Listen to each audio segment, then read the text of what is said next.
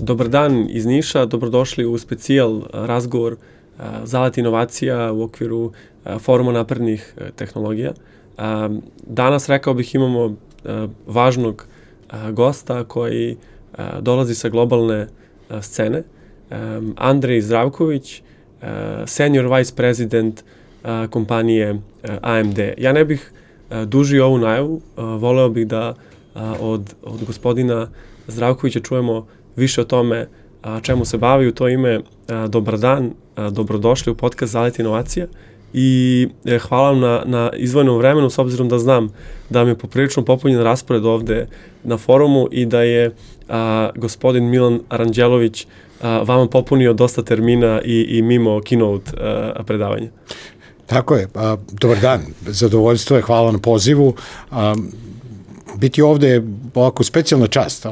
Razvoj industrije u Srbiji, razvoj industrije u Nišu je nešto što je AMD pratio godinama i mi smo u zadnjih godinu dana otvorili razvojni centar u Beogradu i u Nišu u okviru Naučno-tehnološkog parka. A ja sad ovde dolazim kao neko ko je na nivou AMD, tog nekog executive managementa, zadužen za Srbiju kao zemlju i za razvoj našeg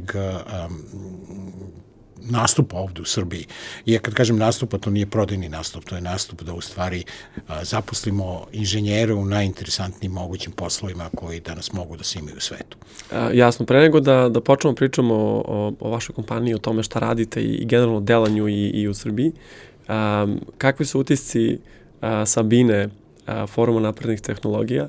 Ako se ne varam, sa Sabine ste došli direktno ovde u studio da snimamo. Prvi put ste na forumu i kakve su vaše prve impresije? Pa prvo, utisak sa otvaranja foruma je, ja ne znam, mislim, jedino mogu da kažem fenomenalan. Otvoren je vrlo smislenim, jasnim i relativno kratkim govorima koji su pokazali suštinu toga što Naučno-tehnološki park hoće da postigne i suštinu budućeg razvoja grada Niša.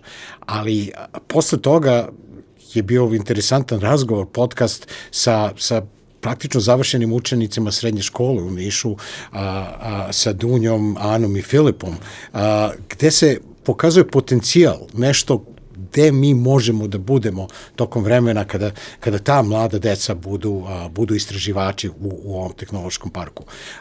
Za mene lično je bila velika čast da pričamo o veštačkoj inteligenciji, o tome šta mi kao firma AMD radimo i kako koristimo veštačku inteligenciju i malo o istoriji veštačke inteligencije i o tim vrlo interesantnim pomacima koji se sada dešavaju u tehnologiji, koji su nezaustavljivi.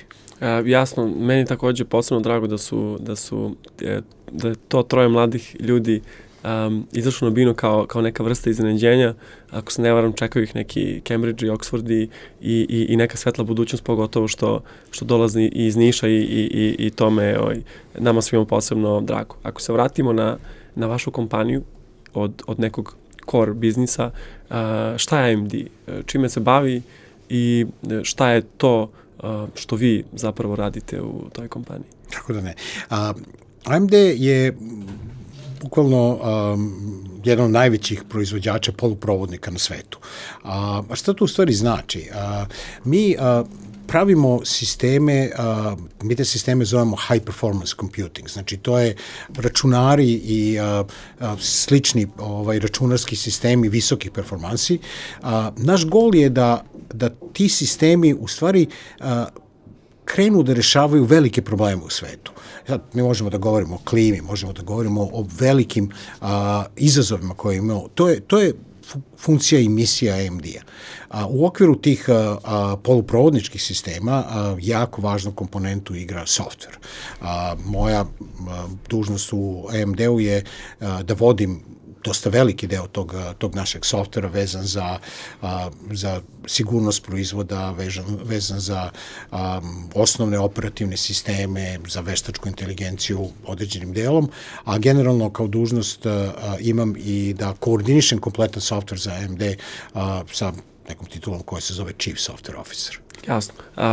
Koliko je izazovno voditi toliko ajde kažem, veliku diviziju jedne od najuticajnijih tehnoloških kompanija na svetu. Ako pričamo o situaciji gde se Srbinu otisnuo na najveće svetsko tržište, ima tako važnu ulogu, kako izgleda, ne sumnjam da je odgovornost možda, ajde kažem, možda i nemerljiva ili se ne može objasniti, ali kako izgleda to na terenu ako vidimo kakav uticaj vaša kompanija zapravo ima na tehnološku industriju?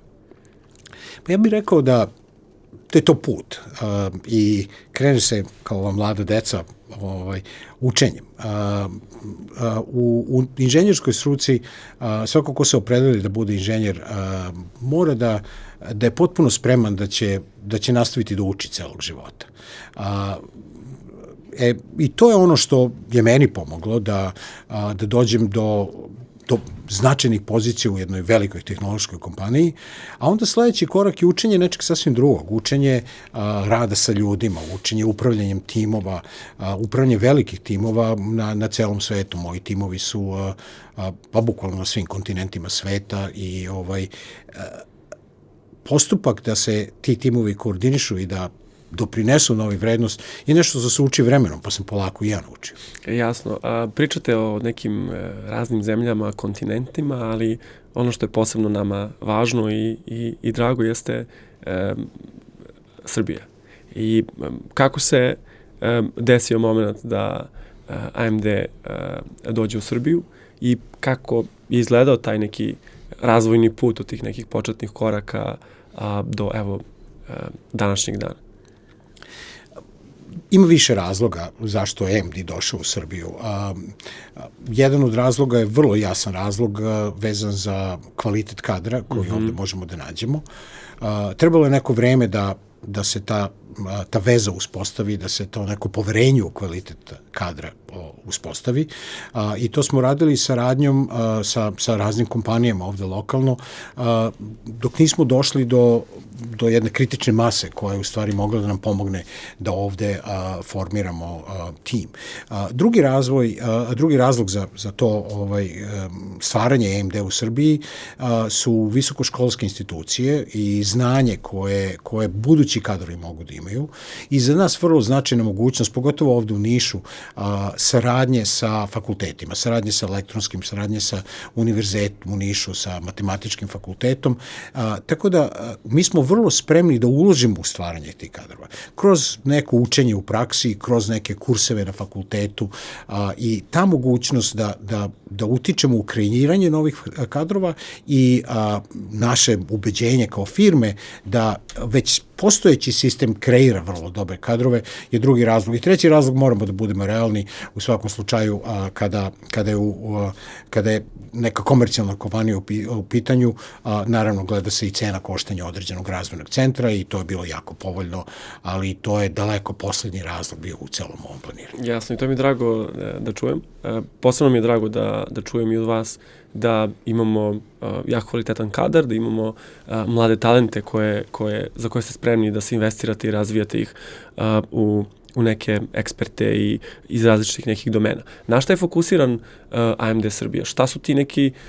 Šta su ključne oblasti koje se dešavaju u vašem razvojnom centru u Srbiji?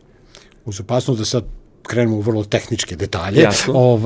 Ja ću pokušati da vam objasnim osnovna, onako, kažem, najvažnija komponenta toga je mladi inženjeri i u Beogradu i u Nišu su uključeni u apsolutno poslednje tehnologije koje danas menjaju svet. Nekoliko primjera. Jedna od tehnologija se zove Product Security. To je tehnologija koja omogućava da se očuva integritet računarskog sistema. Znači da je računarski sistem odbranjen od nekih spoljnih napada, od virusa, od svega što može da napravi problem u personalnom računaru ili u velikom nekom data centru. Druga tehnologija koja je ovde zaživela je tehnologija virtualizacije, gde mi u stvari u nekakvom velikom data centru smo možemo da organizujemo vertikalne aplikacije koje radi potpuno nezavisno i koje ne mogu videti jedna drugu. Tako da opet sigurnost korišćenja tog sistema postaje jako velika i naravno veštačka inteligencija, to je sada treći veliki pravac koji smo ovde uveli i sva tri rastu. Jasno. Posebno interesantna tema AI i tema i vašeg predavanja. Kako vidite razvoj AI-a? Vidimo da li je neke sintagme, da li je hype or help. Sigurno da je jedno i drugo, ali kako vi vidite iz perspektive čoveka koji svedoči primjeni i pre svega razvoju iz perspektive jedne globalne tehnološke kompanije koja sigurno i prednjači u tome? Da, to ste lepo rekli. Mi u stvari prednjačemo u dve stvari kao kompanije. U jednom kao u kreiranju sistema na kojima se AI izvršava, ali isto tako i u korišćenju tog AI. Ja sam danas pričao o tome najviše kako mi koristimo AI u okviru AMD-a, najviše u okviru AMD-a, inženjerskog dela AMD-a. Je to posebno interesantno jer u startu nije baš izgledalo to lako, da sad neki inženjerski posao može lako da se zameni. Ne može da se zameni, može da se olakša i to je u stvari budućnost.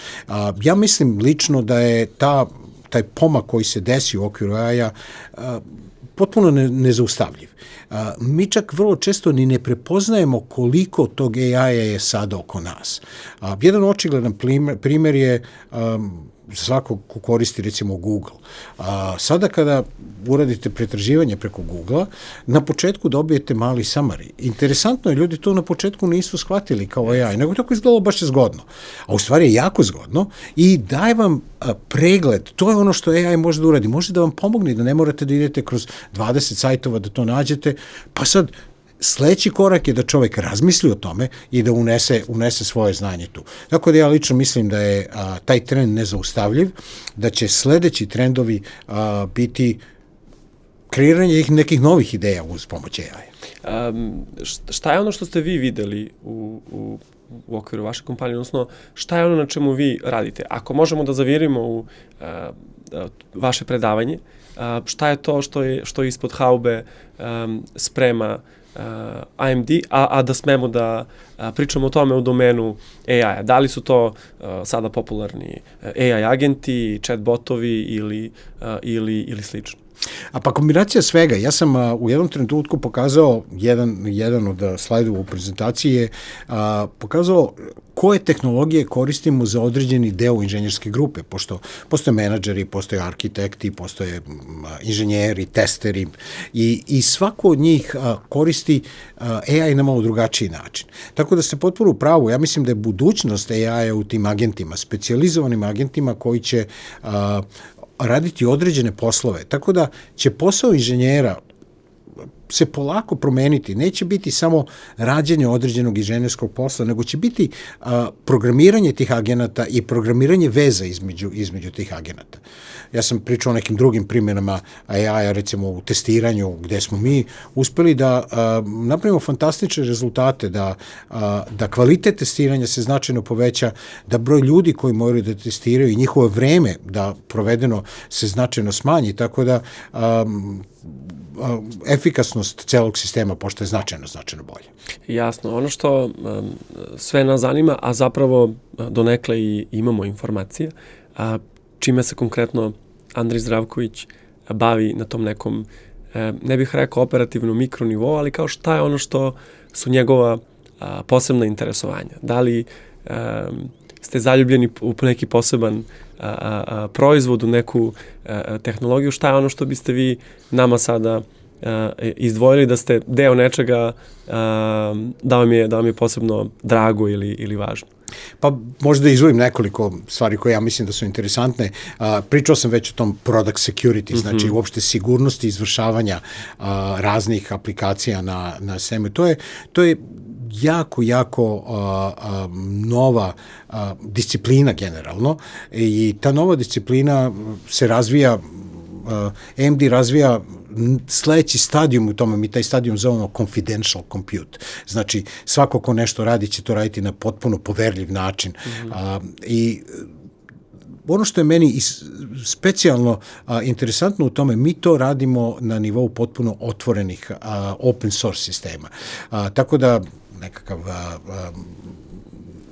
osnovni nivo uspostavljanja te sigurnosti je trenutno nešto što mi zovemo Kaliptra. Potpuno otvoreni sistem koji svako može da u stvari pogleda i da razume zašto je u stvari to potpuno sigurno. To je vrlo interesantan koncept open source nečega što ostvaruje sigurnost. Tako da inženjeru i kao meni trebalo je neko vreme da to razume. I sledeći korak je svakako vezan za AI, to je korišćenje AI-a u inženjerske svrhe i specijalno nešto što smo počeli recimo da radimo u zadnjih godinu dana, prebacivanje AI-a sa ogromnih kompjuterskih sistema, koji su uglavnom nedostupni. Pogotovo nedostupni recimo učenicima u srednjoj školi ili studentima na fakultetu, na vrlo bazične sisteme. Mi imamo grafičke kartice koje se zovu Radeon, koje su vrlo sposobne. Imamo procesore u notebook računarima koji su vrlo sposobni.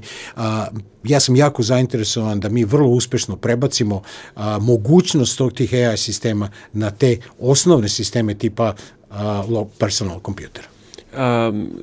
Šta biste u tom kontekstu izdvojili, da li to kao tržišni pokazatelj, kao verovatno su to grafičke kartice koje ste pomenuli, s druge strane imamo i neke procesore.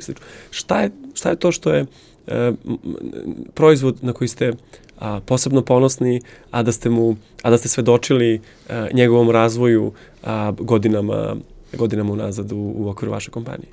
Pa kao kompanije AMD, ja mislim da mi moramo da budemo ponosni na naše centralne procesorske jedinice, zato što kroz istoriju mi smo bili inovatori u okviru te CPU tehnologije, ali sada smo došli dotle da su performanse, kvalitet, broj jedinica za izvršavanje zaista prednjače u svetu i da mi zaista vodimo industriju. Ne samo sa brzinom i kvalitetom izvršavanja, nego opet sa sigurnošću tih podataka. A lično u okviru AMD-a i pre toga firme ATI, koja je postala AMD, vremenom ja sam osvedočio razvoj od vrlo bazičnih tehnologija vizualizacije na ekranu do apsolutno nezamislivih proizvoda koje imamo sada, do tehnologija kao što koje mi zovemo FSR, koje uz pomoć artificial intelligence sistema poboljšavaju kvalitet slike na ekranu i onda do korišćenja tih istih grafičkih jedinica da u stvari omoguće veštačku inteligenciju. Jasno, ako pričamo o nekim trendovima, posebno u industriji poluprovodnika, šta je ono što biste sada izdvojili? Verujem da smo čuli mnogo toga, ali šta je ono što biste izdvojili kao neke posebne tehnologije ili posebne proizvode kao neku vrstu trenda. Meni poprilično nepoznata industrija, možda onako pitam naivno i laički, ali mislim da je interesantno ako pogledamo neko core business poslovanje vaše kompanije. To je vrlo interesantno pitanje i sad jako je teško nešto predvideti i to treba ovako uvek biti pažljiv. Ja neću sad biti preterano pažljiv, ću reći šta mislim, ali u suštini nije to zahvalno. Mislim da smo strahovito daleko dogurali u razvoju velikih data centara, u velikih sistema. I oni nastavljaju da se razvijaju prosto eksplozivno. Znači, centralne procesorske jedinice su sve kvalitetnije, a dodavanje ovih grafičkih jedinica je omogućilo sada razvoj te veštačke inteligencije do zaista neslućenih granica. I taj trend će se nastaviti i nastavit će se eksponencijalno. Ono što je interesantno je što se sada ta veštačka inteligencija polako prebacuje na nešto što mi zovemo edge. Znači na te personalne računare, na male kamere, koje će sve biti na neki način vezane sa tim centralnim sistemima, ali će moći da poslovi izvršavaju i lokalno. Tako da ja, jednu stvari koju jako pratim i jako puno radim na tome sada je nešto što se zove AI PC, znači personalni računari koji u sebi imaju AI tehnologiju u grafičkim karticama, ali takođe i u delu koji se zove neuralna jedinica. Sada personalni računari su napredovali. Ranije je bio centralni procesor, grafička kartica i to je to. Sada imamo i tu neuralnu jedinicu i sklop te 3 komponente će omogućiti razvoj AI tehnologija na jedan drugi način, na manjim modelima, na manjim primjenama, ali vrlo efikasno. Jasno, interesantno. Malo pre sam pitao na čemu vi radite, s druge strane interesuje me na čemu rade srpski inženjeri u AMD kompaniji. Da li u Srbiji, u razvojnom centru u Nišu ili negde van. Da li smo svesni zapravo dokle je stigao taj inženjerski kadar iz Srbije, dokle seže ta ekspertiza koja ne sumnjam ima neku važnu ulogu u globalnim kompanijama. I ovo pitanje sam slično postavio gospodinu Milanu Gospiću iz Microsofta, koji je isto tako svedočio da nismo svesni šta se dešava u razvojnom centru Microsofta u Beogradu, da smo spremni za velike stvari, da radimo na velikim stvarima, a da to ni ne znamo. Pa ne samo spremni, nego upravo to, radimo na velikim stvarima. Inženjeri i u Beogradu i u Nišu rade apsolutno na poslednjim tehnologijama, rade na kreiranju tih tehnologija koje menjaju svet. Ja sam pomenuo nekoliko virtualizacija, taj security, AI. I oni su potpuno uključeni i to je možda razlog što zaista dosta mladih inženjera je vrlo zainteresovano da počne radi u AMD-u, zato što su to tehnologije, potpuno iste tehnologije, paralelno razvijane ili zajedno razvijene, to možda najbolja reč, u Kanadi, u Americi, u Kini, u Indiji i u Srbiji. Potpuno, to je, naši timovi su globalni i u svakom trenutku su inženjeri iz Srbije uključeni u poslednje trendove, u poslednje tehnologije, ako se govori o softveru, u pisanju koda koji će sutra raditi na, recimo, Microsoftovim serverima. Da omogući Microsoftu da radi ono što oni rade. Pošto to je funkcija kompanije. Jako interesantno da kada smo krenuli, ja mislim da ti mladi inženjeri nisu bili ni svesni koliko je sada to što oni rade važno za kompaniju, ali ja bukvalno mogu da kažem važno za svet, za budućnost svega toga. U tom kontekstu ne bih postavio pitanje, već bih možda bio slobodan da kažem da ne sumnjam koliko ovo utiče AMD u Srbiji, koliko utiče na konkurentnost IT industrije i tehnološke industrije u Srbiji. Ali kako vi vidite ulogu Srbije u kontekstu globala? Šta kaže vaša centrala? Jel smo položili ispit? Ne sumnjam da jesmo, ali kakvi su utisci i zapravo kakvi su planovi za neke šire naučno-istraživačke aktivnosti AMD-a? Pa evo ovako, ispit je apsolutno položen i to sa odličnim ocenama. Najveći razlog za to je, samo ako pogledamo razvoj našeg centra ovde AMD-a i u Beogradu i u Nišu.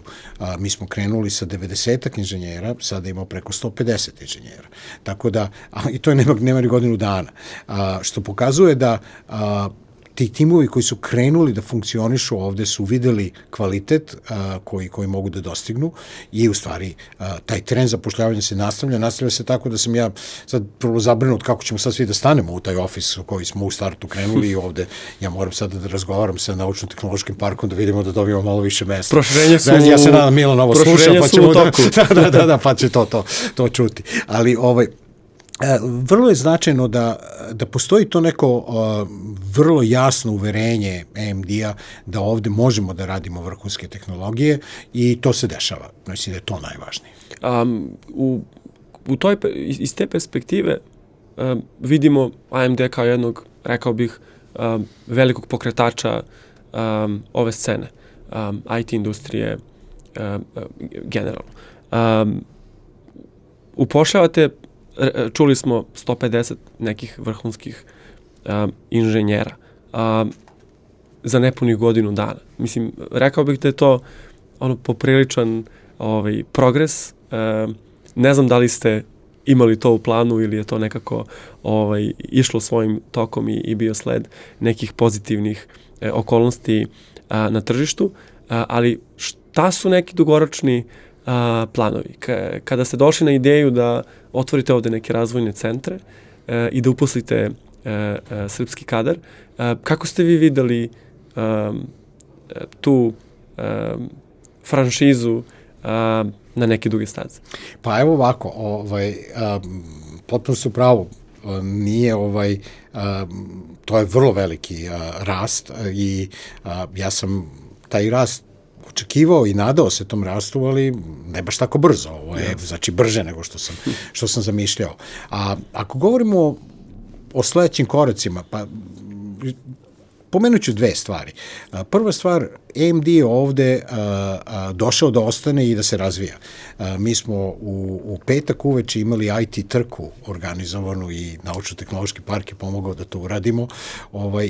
Skupili smo IT industriju, znači u dobrotvorne svrhe. I to je sad nešto gde se vidi mogućnost, gde se IT industrija zajedno spoji da pomogne, ali isto tako da razgovara međusobno i da vidi gde ćemo dalje. I to mi je jedan značajan pokazatelj da možemo kao AMD ovde da prisustujemo, ne samo na način firme i tehnologije, nego neko ko zaista može da pomogne u daljem razvoju zemlje.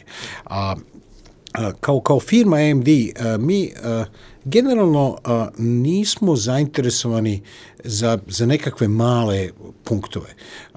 Tim u Kanadi, u Torontu, gde sam ja, ima preko 3000 ljudi. Slične su veličine timova u Kini, u Indiji.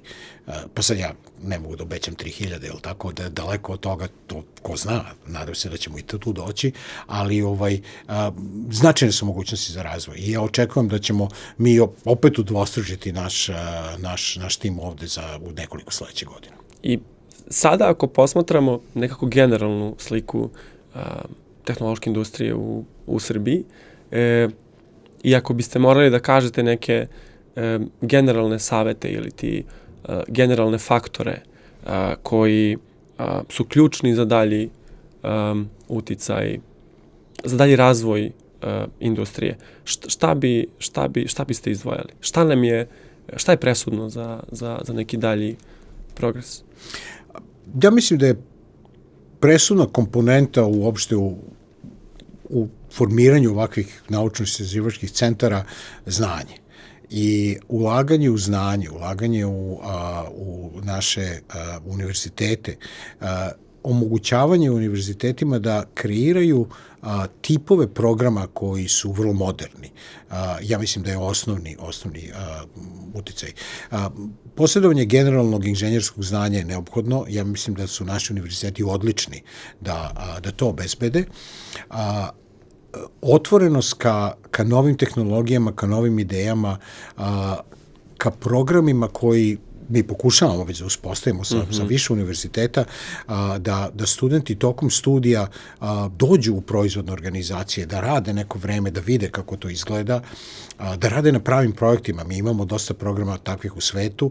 Mislim da su takvi programi vrlo, vrlo značajni i ja bi jako volao da uspostavimo što više veza sa svim univerzitetima u Srbiji, da možemo da studente tokom studija naučimo ili iskustvom u našoj firmi ili nekim predavanjima na fakultetu, kreiranjem nekih možda u toku master studija specijalnih predmeta koji će ih malo bolje spremiti za ludu trku, jer ovo se sada dešava, uvek se dešavalo. Od kad sam ja počeo da radim, stalno je tehnologija, ta inženjerska tehnologija u jednom fenomenalnom usponu. Konstantno učenje nas vodi da budemo uspešni u tome. Drago mi je da ste pomenuli i akademsku zajednicu, univerzitete i mlade talente na nekim završnim godinama. S druge strane, pomenuli ste znanje i prethodni sagovornik Vladan je isto izgovorio. Znanje je ključ svega i nemam neki, da ga parafraziram, nemam neki poseban savjet osim da se stalno usavršavamo, da stičemo neka nova znanja i s druge strane da budemo otvoreni i transparentni i da pitamo nešto što ne znamo. Posebna tema jeste ta saradnja sa nekom akademskom zajednicom. I često pričamo na koji način sarađuje privreda sa naučnom zajednicom, na koji način sarađuje privreda sa akademskom zajednicom. Vi ste pomenuli neke interesantne programe za koje verujemo da će se desiti i ja bih rekao da vaša kompanija može biti dobar ambasador i primer za neke druge velike kompanije. Da li tu vidite da možda nedostaje uključenost nekih svetskih giganata ili možda samo velikih globalnih kompanija na način na koji se AMD uključio, na način na koji je prepoznao Srbiju kao destinaciju za razvoj nekih rešenja, za akviziciju nekih talentovanih inženjera. Ja verujem da je naša prednost da imamo ljude poput vas u takvim kompanijama koji mogu da nam pomognu na taj način, ali da li imate utisak da na tom polju treba da se uradi nešto više? Pa, ja mislim da je ovo tek početak. Znači, postoji određen broj svetskih globalnih kompanija koje su krenule da rade ovde i ono što ja znam, ne da se nisu pokajale, nego su konstantno nastavili da rastu, uključujući AMD. Tako da je vrlo, vrlo logično očekivati da će i ostale svetske kompanije polako krenuti da ovde otvaraju svoje razvojne centre, da otvaraju čisto mogućnost pristupa Srbiji sa strane učestvovanja u naučno-tehnološkom razvoju, ali isto tako onda one naravno gledaju Srbiju kao interesantno tržište za njih, tako da je to uvek povezana kategorija za masu od tih velikih kompanija.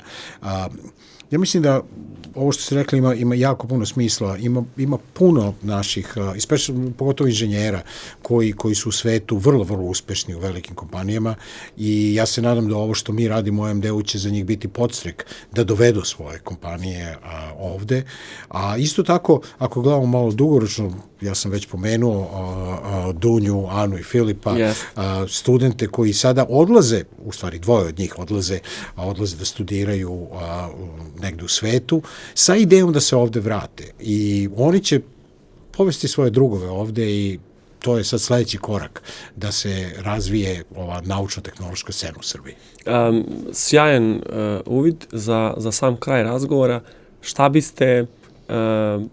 biste im poručili,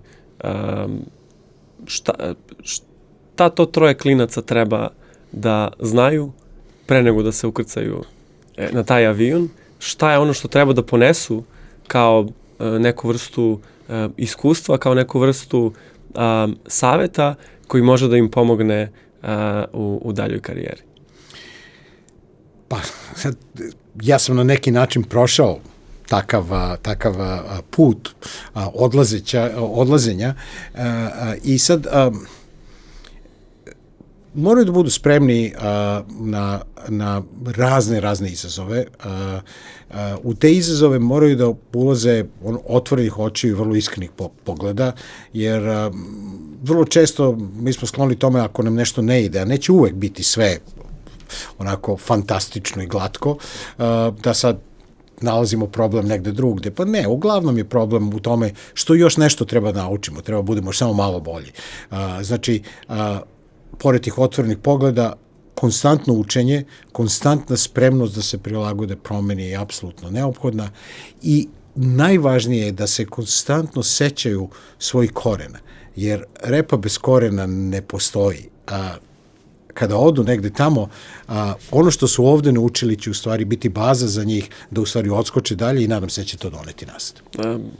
sjajan kraj razgovora. Verujem da će mnogi moći da se poistovete i da se inspirišu kroz vaše reči.